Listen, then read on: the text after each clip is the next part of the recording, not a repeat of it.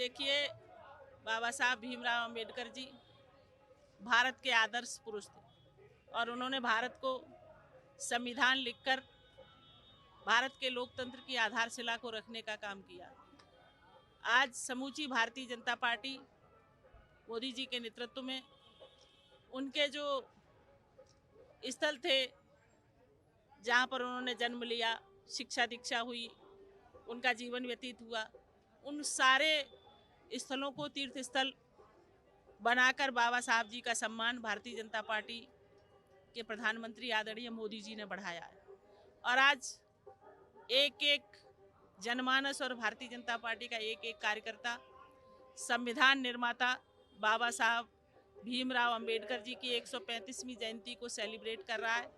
हम सब सौभाग्यशाली हैं कि बाबा साहब जैसे महान पुरुष भारत की धरती में पैदा हुए, जिन्होंने भारत को लोकतांत्रिक व्यवस्थाओं से ओतप्रोत करके संविधान लिखकर भारत के लोगों को की जीवन शैली को संवारने का काम किया, भारत के लोगों को एक जीवन दिया।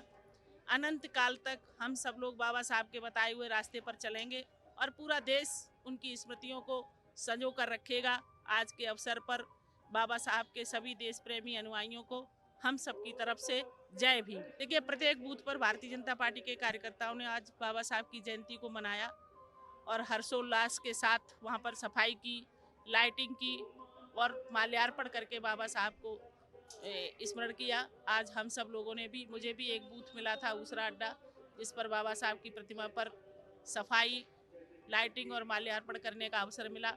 और हमारा ये जो चौराहा है इटावा में, इसको हम लोग अंबेडकर चौराहे के नाम से ही जानते हैं। तो यहाँ पर बाबा साहब जी की दिव्य और भव्य प्रतिमा स्थापित है बहुत पुराने समय से, इसलिए यहाँ पर आकर भी हम सब लोगों ने, भारतीय जनता पार्टी के सैकड़ों कार्यकर्ताओं ने बाबा साहब की प्रतिमा पर माल्यार्पण किया और देशवासियों को शुभकामनाएं दी।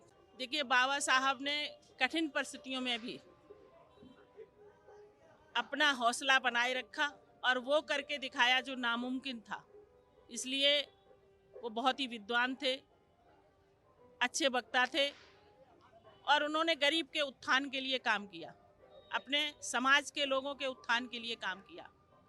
और बाबा साहब का जो सपना था वो आज देश के प्रधानमंत्री ने पूरा किया है। इसलिए हम देश के प्रधानमंत्री को भी बाबा साहब जी के स्मृति स्थल पर खड़े होकर एक बार धन्यवाद